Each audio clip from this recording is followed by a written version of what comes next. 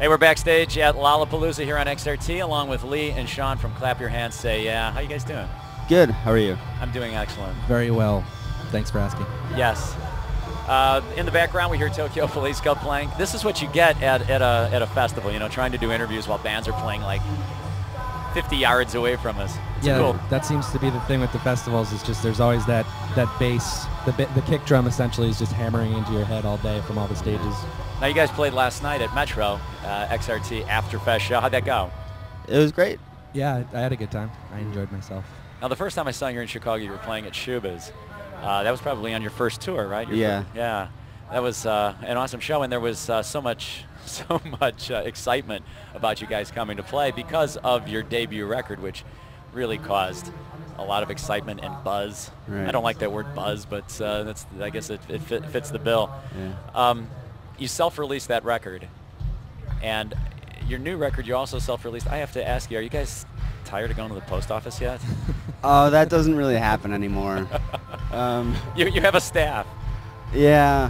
Well, we have a distribution arrangement, so we don't like that. That was really all, stuff that happened before we started touring. Right. So that was over a long time ago. Was that a surprise to you, how that record took off? Yeah, it was. Yeah, I don't think there's any way you can sort of anticipate that that's going to happen. I mean, obviously, I think our first pressing of the record was like 2000, and then it went up to 5, and then 10 eventually, and then somebody else took over. Yeah. So yeah, it was definitely a surprise. I always sort of pictured you guys just coming into wherever you're hanging out in your studio or whatever, and like, oh, you won't believe how many we sold now. I don't get. Yeah. What's it at today? I don't know. The numbers? Yeah. What is it? Do you have any idea? I think I don't know. The first record, I guess it's at like worldwide 270,000. Yeah. And, Wow. And the second one is a little over 100,000 so far.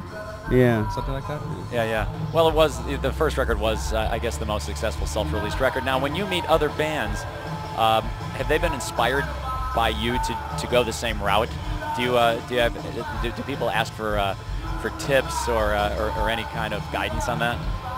I haven't had any questions from sort of already established bands, but certainly we get a lot of emails from people asking, the approach that we took, and sometimes opening bands will say, we look up to you, and as far as the business model goes, which is kind of neat. Yeah, it's really inspiring because it's taking DIY to like the nth degree. So congratulations on that. I think you guys really need to be lauded for that. That was really cool. Now, your new record is called Some Loud Thunder, and on this record you use a producer. You didn't use an outside producer last time, right? Right. Yeah. So you worked with Dave Fridman. Yeah. Who's worked with Mercury Rev and Flaming Lips. So what did he bring to you guys that you hadn't either thought of or? I think that we had been playing probably half the songs on the album live.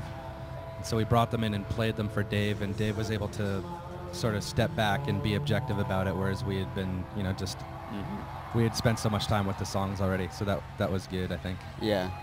Yeah, I mean, he knows when to like kind of like he's not overbearing at all ever, and he's a good extra set of ears. Like, there's one point where we played a song for him that we decided sort of at the last minute that we wanted to put on the record, and his reaction was something along the lines of like, well, I've heard that a million times. If I wanted to hear that, I'd listen to The Cars or whatever. That's nice to have those experienced like, ears. All right, moving on. But you guys left your home to do that. You went upstate to Woodstock to record that record? Casadega is the name of the town. It's sort of like a half hour outside of Buffalo. Yeah. It's a really beautiful area, but very secluded. Yeah. So was that kind of a strange experience to leave New York to do that? Yeah, I mean, New York City. It's sort of a situation. It's a really cool thing that he does, actually. Like, you're just in the middle of nowhere, so you kind of like become part of his family for a little while. Yeah. And like, his wife and kids are really fun to be around, and I don't know. It's pretty fun. Like, there's just nothing to do besides record music and like hang out with them. Yeah, right. Go over to Dave's house and get drunk. Well, that's kind of a nice environment. Yeah, definitely. Well, yeah, for a bunch of single guys like yourself to have that kind of home cooking. Yeah. So you're continuing to tour the Some Loud Thunder record, and you said the songs you played those live in your sets before, and then you went into the studio and maybe they changed a little bit. Have they changed in your live set now to be more like the record? Yeah, a lot of the songs continue to change. Some of them are sort of set in stone. Yeah, I mean there are quite a few that we kind of play differently, you know, once in a while. Yeah. I think a lot of the way the second record was produced, we obviously didn't have a live show in mind, so we definitely had to go back and retool a lot of the stuff to keep everything sort of propulsive, because the second record, you know, has a lot of space. Yeah, and different instrumentation as well. You brought in some more instruments. Yeah. So how was that playing? Because you're not used to playing some there's horns on the record. Right. Yeah. You guys aren't doing that, but well, on Satan Said Dance. Yeah. Actually, there's that was like an extended. I played trumpet. I don't know. Did. I don't know how to play trumpet. Wow.